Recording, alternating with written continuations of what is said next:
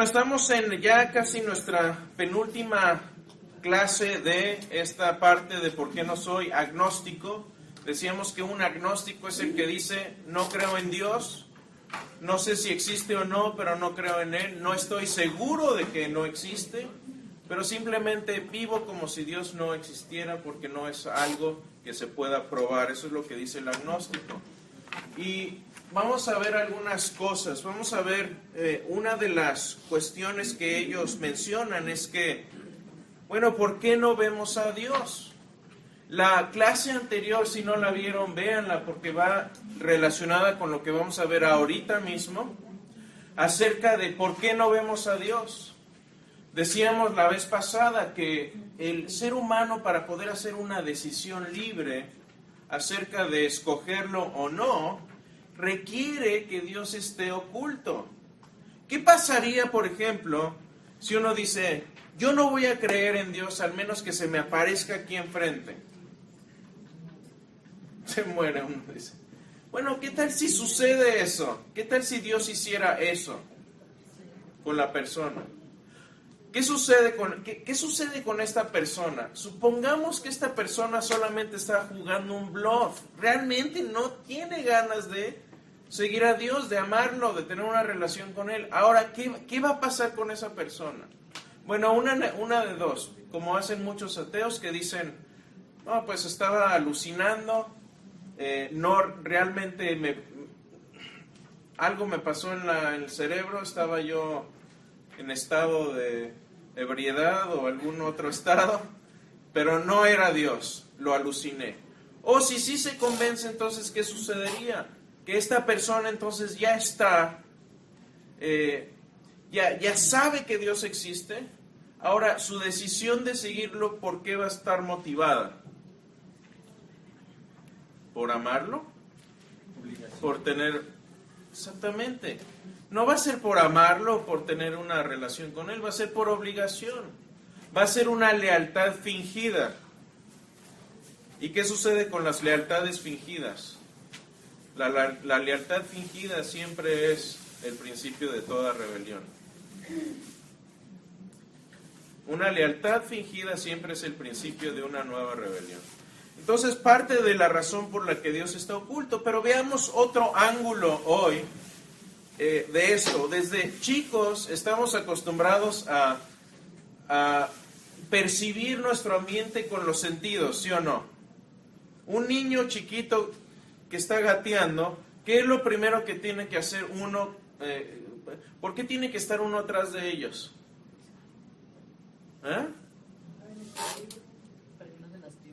Que no se lastimen. ¿Y qué es? Cuando encuentran cositas por ahí, ¿qué hacen? La rompen. Para la boca. Todo para la boca. Es la primera forma en la que empezamos a conocer nuestro ambiente. ¿Sí? Todo las cochinillas. Mi hermano se comían las cochinillas. ¿Sí? ¿Sí? Las roly-polies esas, las cochinillas. Yo tenía una prima que se comía las cucarachas. Las cucarachas, bueno. Cuando le era la bebé le veían las antenitas. Ah, sí, se las quitaba por lo menos las alas. Oh, bueno. La proteína del futuro. La proteína del futuro, eso es la proteína del futuro. Terrible, pero esa es la forma en que comenzamos a percibir nuestro ambiente. Y conforme el niño va creciendo, empieza también a desarrollar sus otros sentidos. La música, empieza a usar el sentido del olfato, etcétera, etcétera. Pero en ese proceso de crecimiento y conforme vamos madurando, vamos también empezando a aprender por medio del pensamiento. No nada más ya por medio de los sentidos, sino que empezamos a utilizar nuestra mente para discernir qué es lo que hay en la realidad en el mundo. ¿En qué consiste la realidad? Ya no necesitamos nada más los sentidos, sino que podemos empezar a utilizar el discernimiento. Por ejemplo, nosotros vemos la ley de la gravedad. ¿Podemos ver la gravedad? ¿A qué sabe la gravedad? El oxígeno que respiramos es algo muy difícil de percibir. No, yo no me levanté en la mañana y dije, uy, no. un poquito de oxígeno. Oh, qué rico que sabe el oxígeno. Me cayó esa bocanada de oxígeno en la mañana, me cayó bien. No, es algo prácticamente imperceptible por los sentidos. Pero no quiere decir que no existe. Entonces hay muchas cosas que existen, que son parte de la realidad, pero que no podemos percibir con los sentidos. Por eso el que es empiricista, es decir, que el que se guía nada más por los sentidos, está poniéndose una limitación. Tenemos otras formas de saber qué es real, qué es lo que existe. Y cuando hablamos de esto, la inhabilidad, fíjense en esto, la inhabilidad de conocer a Dios con los 5 sentidos es a veces un obstáculo para creer en Él. ¿Sí o no? No lo podemos ver. ¿Quién aquí ha visto a Dios? ¿Sí? Entonces, ¿qué sucede? Que a veces también tenemos... ¿Han visto esta ilusión óptica? Voy a usar esto como una hojita de estas para medir, fíjense.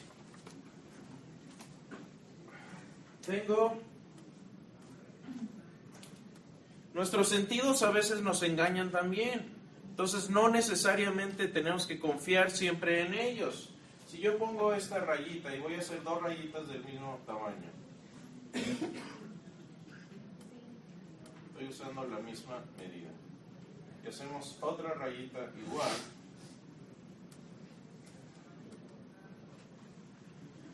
Ok, ¿son del mismo tamaño, sí o no? Usé el mismo estándar de medida. Ahora, si a esta le pongo flechitas hacia adentro y a esta le pongo flechitas hacia afuera, ¿qué parece? Parece más grande la de abajo. Y a veces eso sucede con nuestros sentidos. Las dos son del mismo tamaño, pero la de abajo parece más grande. Hay mucho de este tipo de ilusión óptica y a veces esa percepción nuestra puede estar sesgada. Y eso creo que es lo que pasa un poco con Dios. Entonces, la forma en que debemos discernir la existencia o la inexistencia de Dios debe ser de otras formas. Y estas formas son lo que hemos visto en esta clase, que es qué estándares se utiliza para discernir lo que es verdad o no en un juicio. Si a mí me preguntan, ¿amas a tu esposa y mi amor por ella está en juicio? ¿Voy a poder usar los 5 sentidos? No. Voy a tener que usar otro tipo de evidencia. Por ejemplo, ¿cuál sería en un juicio un buen algo que puedo yo usar para demostrar que amo a mi esposa? ¿Qué evidencia usaría yo, por ejemplo? Si mi amor por mi esposa está en juicio, ¿qué evidencia podría yo usar? El tiempo que has permanecido, cómo se han desarrollado tus hijos o tus hijas, la dedicación que das de tu trabajo a ella, aunque todo lo contrario tienen que no. ¿Qué tal 2 testigos? Tengo 2 testigos, uno de 9 años y otro de 12 años. También. Ahí está. Oye, ¿ama a tu papá, a tu mamá? No, le pega todas las mañanas. ¿Sí? Ahí está, pues, son testigos. ¿Para dónde va mi dinero? Donde el hombre pone el dinero es donde está su cariño. ¿Sí? Si uno quiere, mire, hermana, si usted quiere saber si su esposo le está engañando, póngase a verle el estado de cuentas. Al menos que tenga otra cuenta, ahí sí ya difícil. Pero son los mismos estándares que se utilizan en cualquier juicio, en cualquier país de ley. Y bueno, hemos visto ya vimos por qué no vemos a Dios, vamos a ver otra perspectiva de por qué no vemos a Dios. Y también vamos a ver hoy la cuestión de por qué hay oraciones sin contestar, por qué hay tanta oración sin contestar. Difícil, ¿no? Bueno, vamos a ver eso hoy, vamos a tratar de terminar esos 2 temas. Entonces, toda la evidencia que tenemos hasta ahora Para mí es evidencia a favor de la existencia de Dios. Creo que es contundente cuando hacemos un análisis honesto de la evidencia. Para la existencia de Dios es a donde yo veo que se va la evidencia. Y vamos a ver hoy este hecho de que no podemos ver a Dios, evidencia en su contra. Y aquí quiero empezar con una advertencia. Miren, en mis conversaciones con los amigos ateos,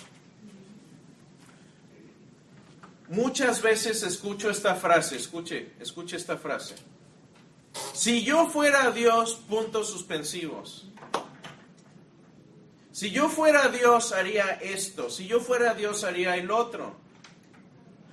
Y muchas veces lo que está sucediendo aquí es que está el narcisismo en juego. ¿Se acuerdan de la historia de Narciso? ¿Quién era Narciso? Que se veían en el agua reflejado y se adoraba el sol. Se quedó ahí, de hecho murió viendo su reflejo porque se quedó enamorado de sí mismo. Vean las pinturas de Narciso. Y muchas veces lo que sucede aquí es que está haciendo la gente tratando de hacer a Dios a su propia imagen. Es como tomar la historia del Génesis y ponerla de cabeza. Y no es que Dios creó al hombre, sino que el hombre trata de crear a Dios a su propia imagen. Y ahí es cuando decimos, si yo fuera Dios no permitiría esto, o no haría el otro, o haría esto diferente. Ha habido ateos que han dicho, si yo fuera Dios, si este es el tipo de Dios, que lo despidan porque yo podría hacer un trabajo mejor. Y lo que sucede muchas veces no han pensado realmente lo que están diciendo. Hace unos meses, no voy a decir cuánto tiempo, pero estaba en una llamada de trabajo. Mi trabajo es resolver a veces casos difíciles con clientes, casos de tecnología, de software. Y son a veces problemas grandes porque se cae uno de estos sistemas y toda la producción de todo un país, de una empresa, no funciona. Y me tocó estar con unos amigos por ahí que tienen una empresa de pan que vende en todo el mundo. No digan cuál, no comerciales. Y estaba en esta llamada con el cliente y con la persona, un grupo de personas que estaban ellos tratando de resolver el problema y resolviéndolo mal, más bien no resolviendo nada. Entonces llegué yo con un grupo de mis ingenieros y les dije, por favor salgan de la llamada, vamos a tomar nosotros el caso. Este es un caso en el que nosotros tenemos la jurisdicción. Por favor sálganse de la llamada, vamos a tomar la rienda y vamos a seguir con el caso nosotros. Y uno de sus gerentes me dice, sálganse ustedes. Pues ¿quién me hizo este hombre? ¿No es mi mamá? Le digo, no, sálgase usted. Le digo que se salga. Le digo, pues sáqueme.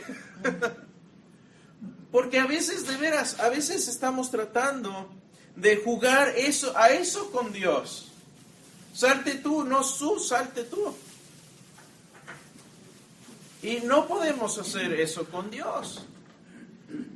Y lo que sucede acá es que tendemos, como les digo, a hacer a Dios a nuestra imagen. Mark acaba de invitar a un escéptico, a un ateo, a la biblioteca. No sé si va a ir o no, pero quiere ir solamente por la módica cantidad de $10,000 de honorarios. Y hablando con Mark decía, qué chistoso que este amigo ateo quiere $10,000 por aparecerse en la biblioteca, pero quiere que Dios se aparezca por nada. ¡Qué chistoso! Y tenemos esa idea de que Dios tiene que moverse a nuestro chasquido de los dedos, porque así es como pensamos que debe funcionar el mundo. Pero cuando comparamos el judaísmo, cuando vemos la Escritura y vemos el tipo de Dios que se revela a Israel en comparación con los dioses y las religiones de alrededor, vamos a ver algo que nos va a dar mucho sentido a por qué Dios está oculto. Cuando, no sé si se acuerden, pero cuando comparamos la historia de Génesis, la historia del inicio de la creación de Génesis, y lo comparamos con con los mitos paganos de alrededor, ¿qué sucedía? ¿Eran similares o eran diferentes? En algunas partes, pero no en todo. Claro, en algunas partes se parecen, pero en la raíz, cuando uno va a las diferencias importantes, son totalmente opuestos.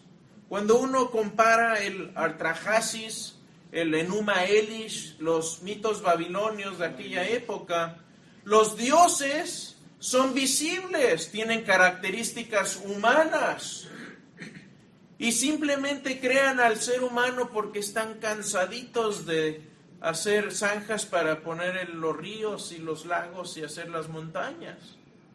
Ese es muy diferente a lo que dice Dios.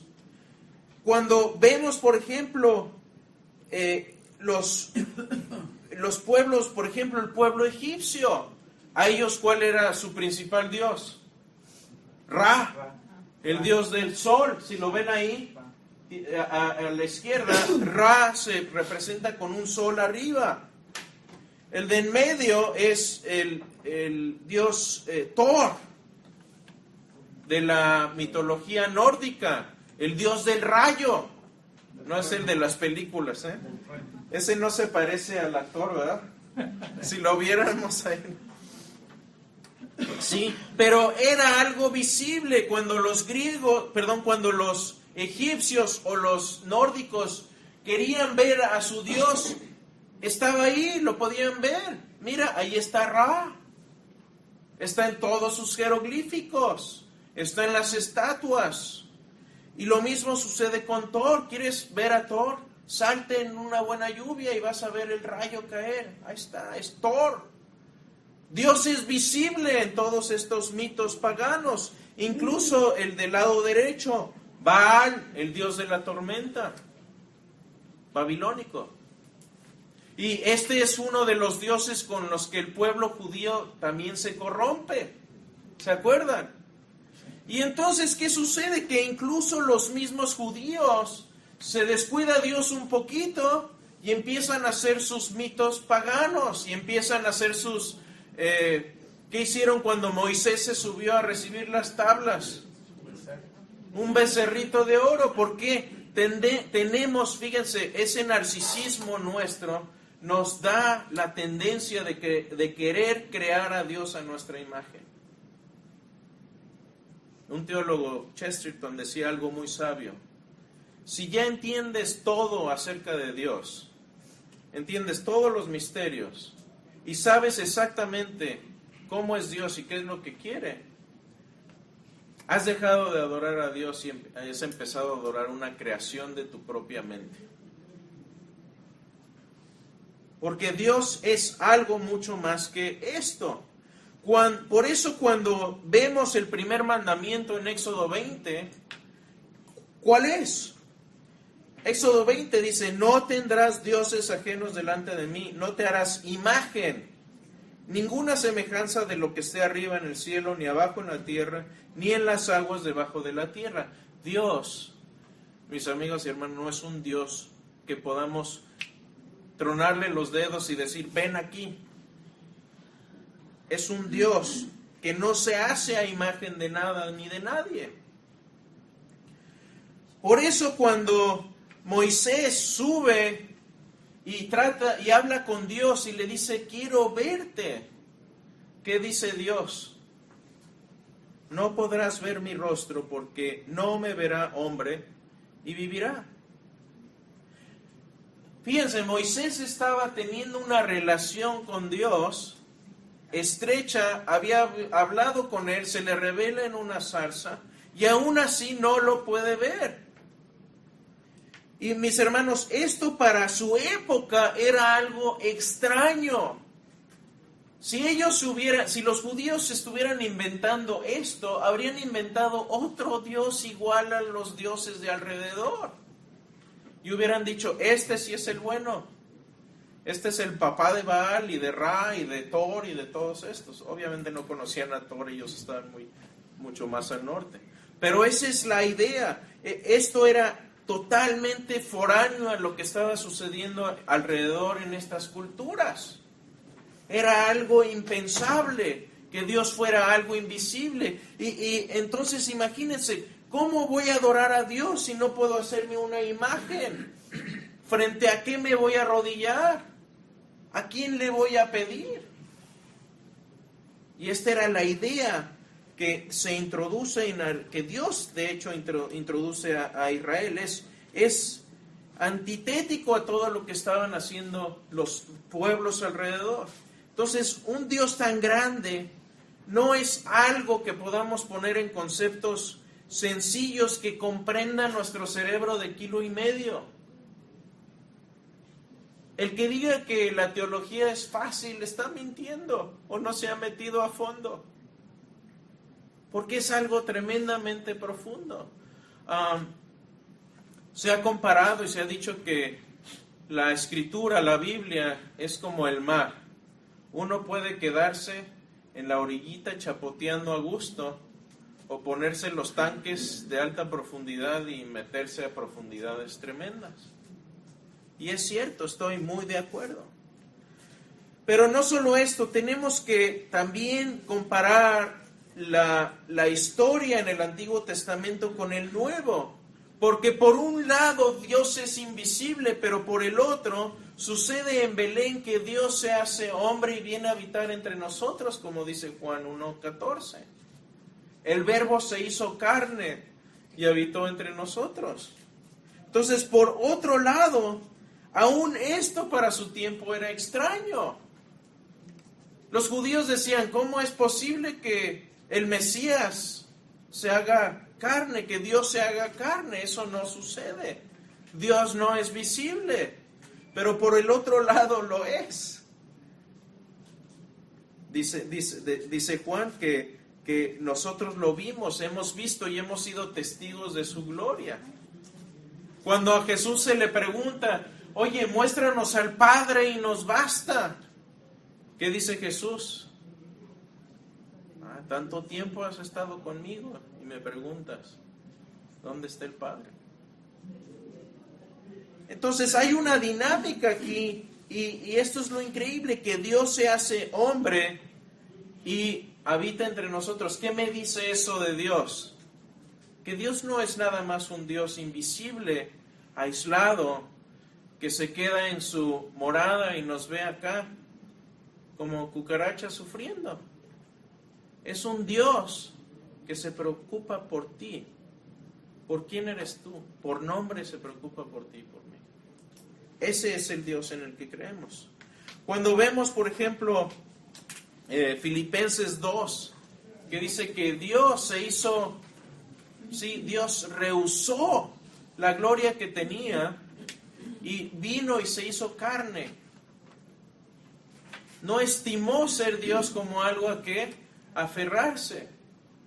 Por cierto, este pasaje, muchos teólogos piensan que es un canto que se cantaba en la iglesia primitiva y que antecede a la teología paulina.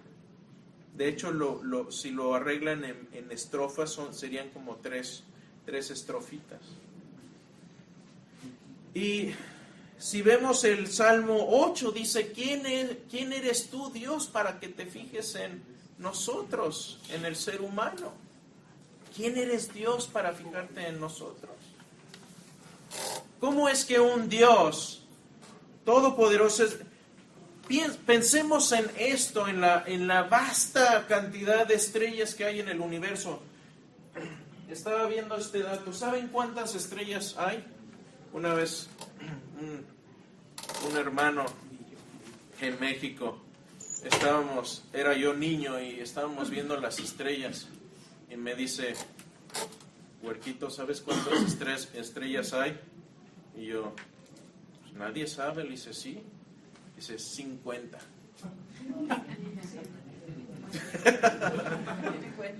Y hasta años después le entendí. Pero el número de estrellas, según los astrónomos de hoy, es un 10 seguido de 23 ceros.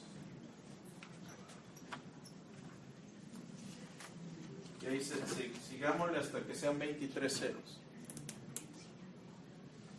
Por cierto, ¿es un número par o impar? Es un par y es como ahí se va. Es uno de dos, es par o impar el número de estrellas, pero no lo sabemos, ni lo sabremos. No hay forma de contarlas. Pero interesante que este mismo Dios al que nosotros adoramos, las conoce a todas, incluso por nombre.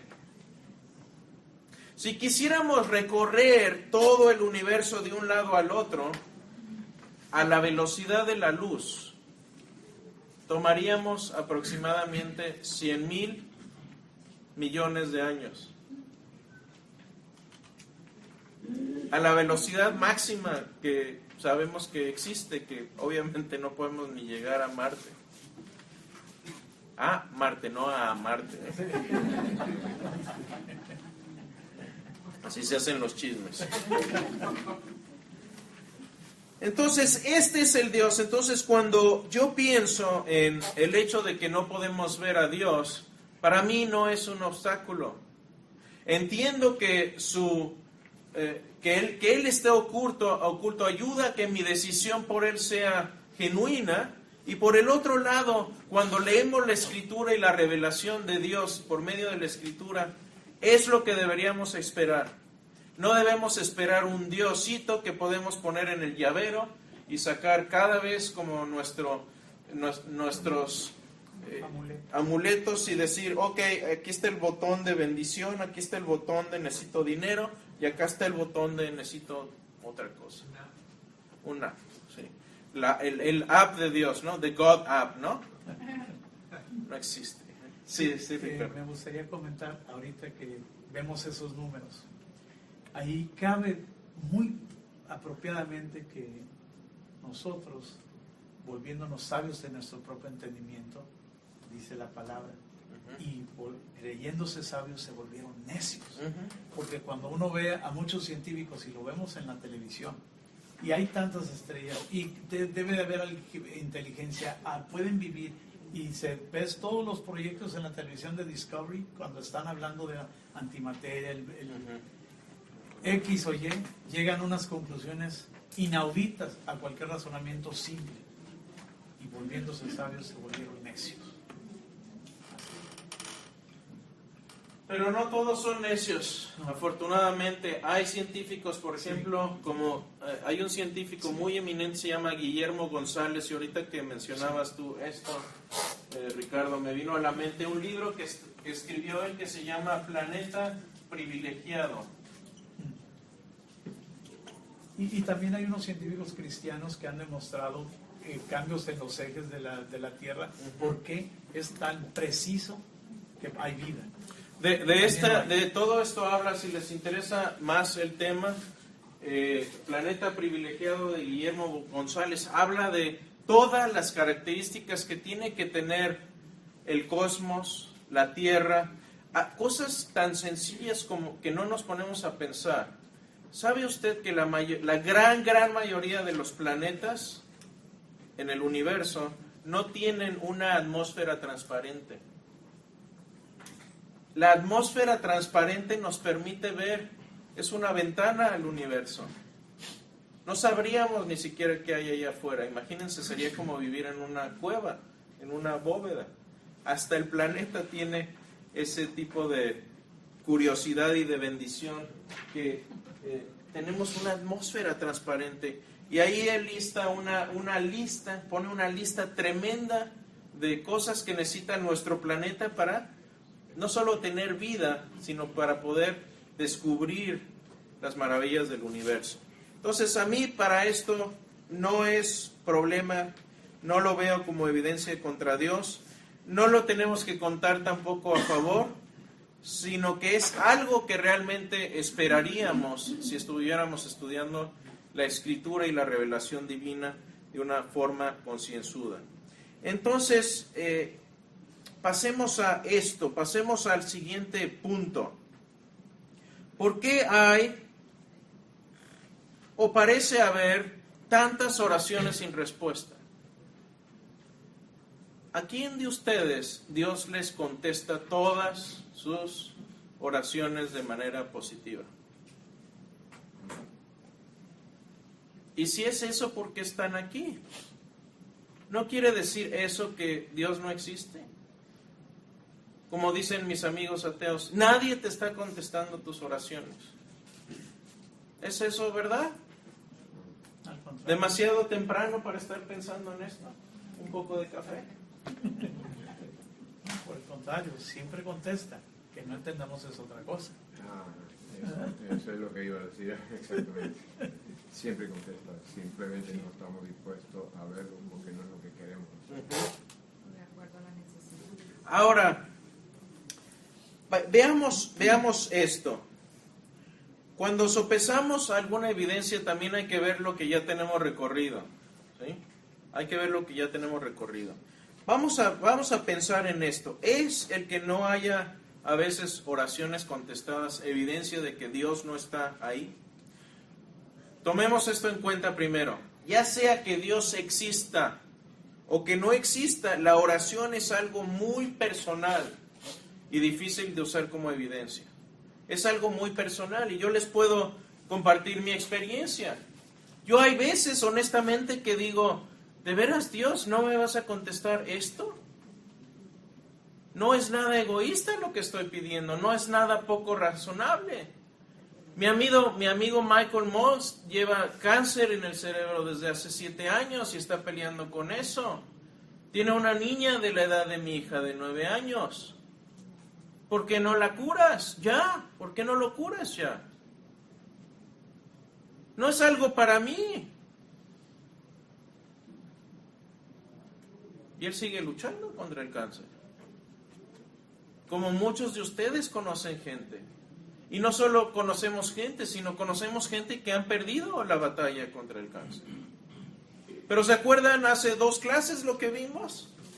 ¿Por qué Dios permite el cáncer?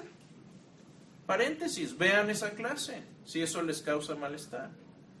Pero hay veces que yo siento eso, que yo siento y digo, ¿por qué Dios no está contestando esto? Pero está el otro lado de la moneda, donde he estado en situaciones en las que parece que no hay salida y empiezo a orar y oro consistentemente y ¡pum! Dios responde. Y ahí es cuando digo, Señor, no me permitas volver a dudar de ti. Pero se nos olvida al poco tiempo. Pero esas situaciones son muy reales y son muy reales para mí. ¿Lo puedo demostrar en una balanza? Tal vez no. Pero aquí sucede algo. Contestemos algunas preguntas básicas. ¿Cuál es el propósito de la oración? Esto es muy importante. Porque muchas veces pensamos que la oración es un medio para obtener algo que no puedo obtener por mí mismo. Y ahí es donde fallamos. Dios puede hacer lo que quiera, Dios es soberano. El problema es que nosotros a veces tratamos de manipular a Dios y de verdad hacemos de Dios algo como que yo declaro, vale, yo ato y yo desato. Y Señor, aquí venga y haga. ¿Qué es eso? Y es muy común. Eso es muy común. Y no debemos hacer eso porque el propósito de la oración no es de obtener cosas que yo no puedo obtener por medios divinos. Y aquí entra otra vez, voy a poner esta transparencia otra vez. El narcisismo. Pensamos que el mundo gira o debe girar alrededor nuestro Y que Dios es como nuestro Santa Claus, nuestro Papá Noel, que todos los días es Navidad y nos debe traer los regalos que nosotros tan buenamente como hijos merecemos. ¿Sí o no? Eso no es lo que es la oración.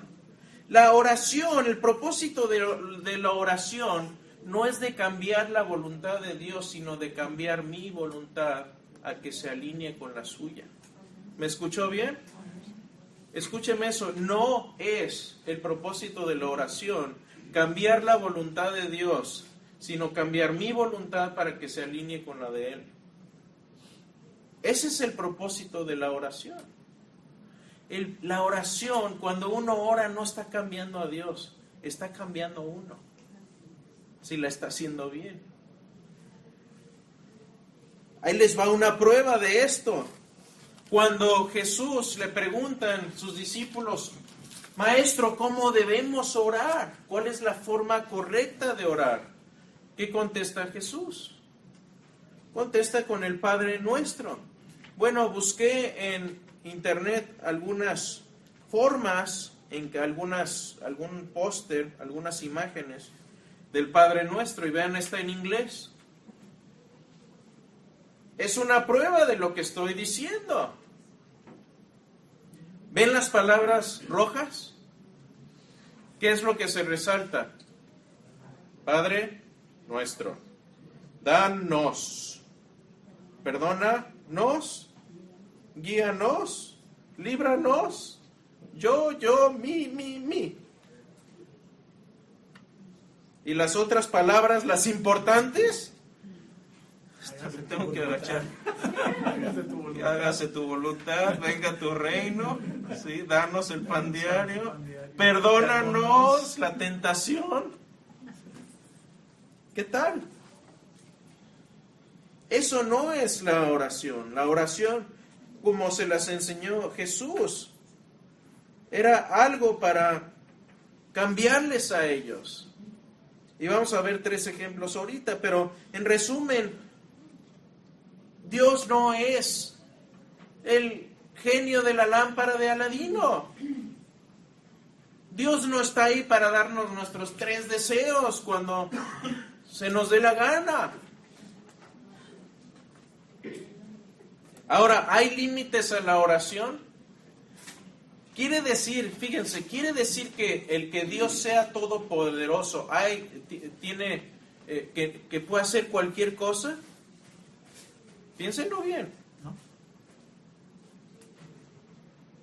Nada más uno, Ricardo, dice que no. No puede negarse así. No, es que tenemos libre albedrío.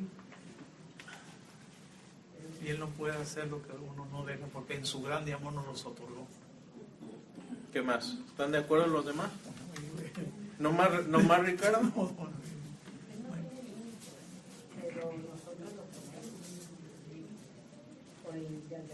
Por ejemplo, ¿Dios puede hacer que yo escoja algo libremente? Escuchen. ¿Dios puede hacer que yo haga algo libremente? Pues si Dios me está haciendo que lo haga, ya no es libremente. ¿Sí? ¿Dios puede mentir? ¿Es una limitante eso? Sí, es una limitante, pero es una limitante buena, porque un Dios que miente no es Dios. Entonces, hay cosas que Dios no puede hacer, pero no lo hacen menos Dios, lo hacen más perfecto. Y la oración tiene límites también, pero no solo límites en la lógica, sino Dios hay veces que dice no. Por ejemplo, acordémonos de 3 casos importantes. El apóstol Pablo. ¿Se acuerdan de qué sufría el apóstol Pablo? De un aguijón, no sabemos qué era. Pudo haber sido alguna enfermedad en un ojo, en los ojos, o alguna otra cuestión que yo pienso que era un malestar físico. ¿Sí? ¿Puede ser? Sí, imagínense aventarse viajes misioneros de miles de kilómetros a golpe de calcetín. A ver si no le sale un aguijón por ahí. Pero muchas veces le he pedido a Dios, dice Pablo, que me quite esto. El Pablo que estaba haciendo milagros. Si ven por ahí Hechos, hay un personaje que se llama Eutico.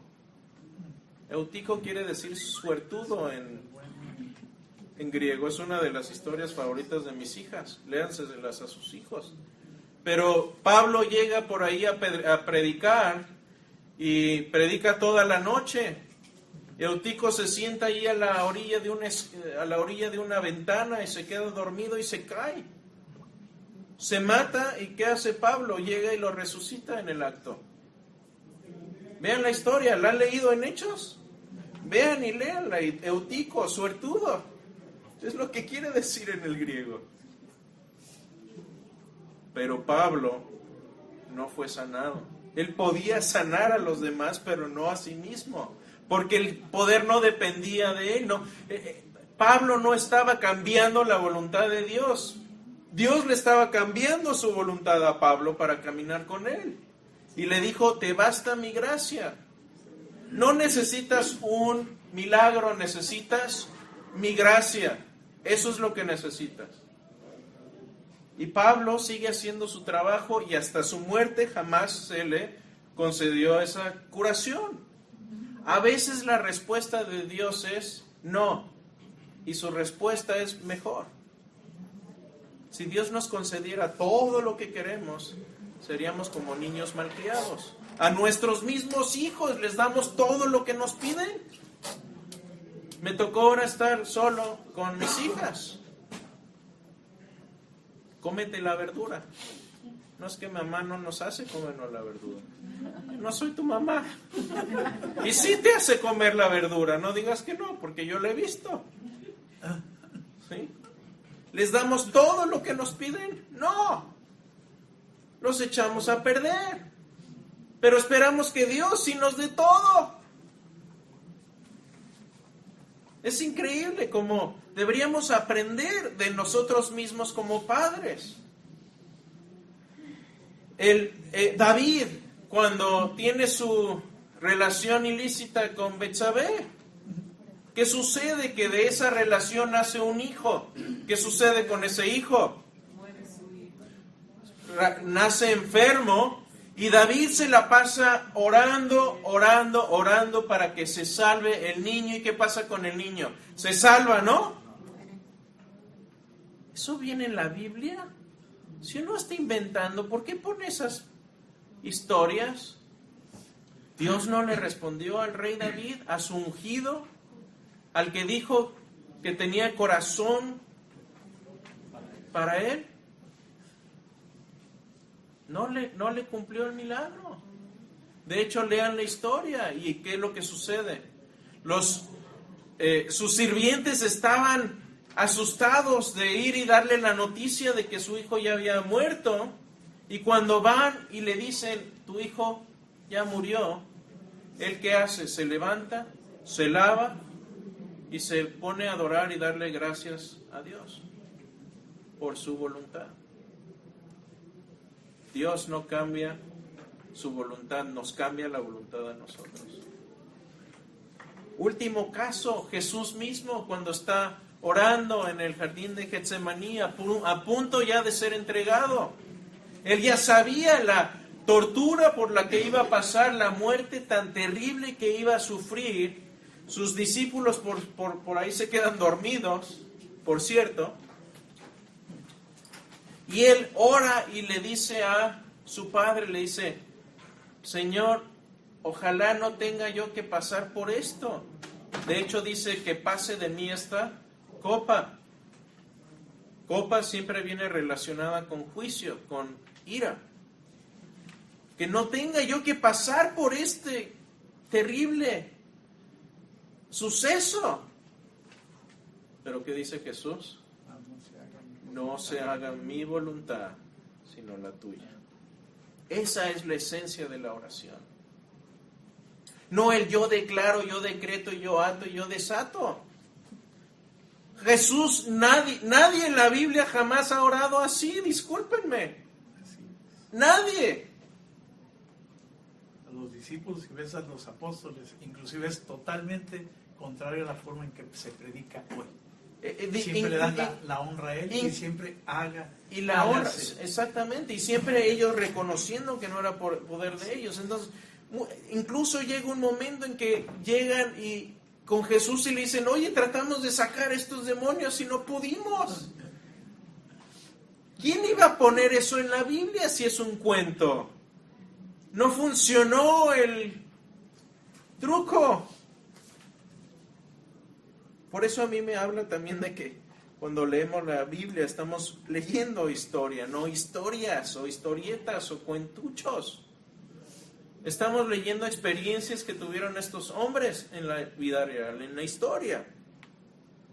Entonces, pensemos en esto. Cuando hablamos de que la oración parece a veces no ser contestada, pienso en esto. Este mundo se desarrolla, se mueve por medio de una voluntad y de un plan que no solo no son míos, que muchas veces no entiendo del todo. Entonces la oración debe ser para mí una forma de alinearme con Dios, no de recibir todos los caprichos que yo quiero. No quiere decir que Dios no nos escucha, no quiere decir que Dios no sana, no quiere decir que Dios no le importamos en cada momento y en cada hora, y que Él nos da y que quiere que oremos, pero no es para darnos caprichos, es para algo mucho más profundo que eso, es para tener esa relación estrecha de padre e hijo con Él.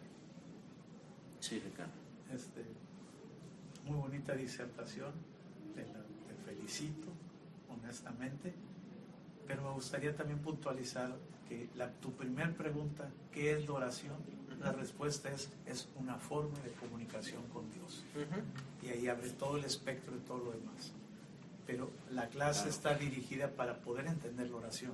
Es muy cierto, o sea, qué triste si toda nuestra comunicación con nuestro esposo, nuestra esposa, nuestras hijas, sea para pedir.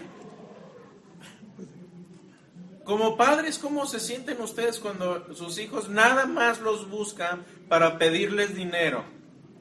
Yo me siento como el pípila, te sientes como el cajero automático. Sí. Ahí está el cajero automático, pídele ya.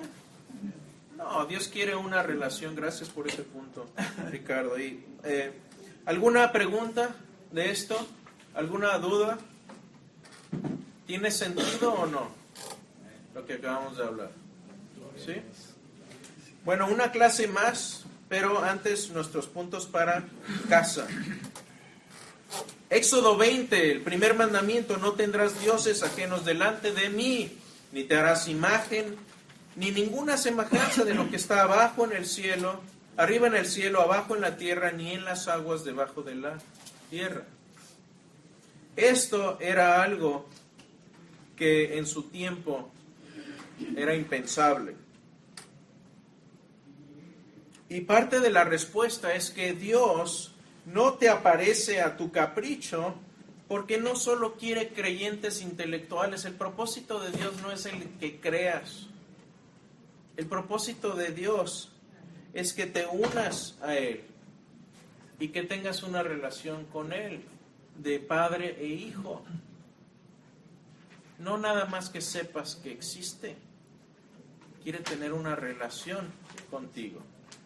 Ese es el propósito.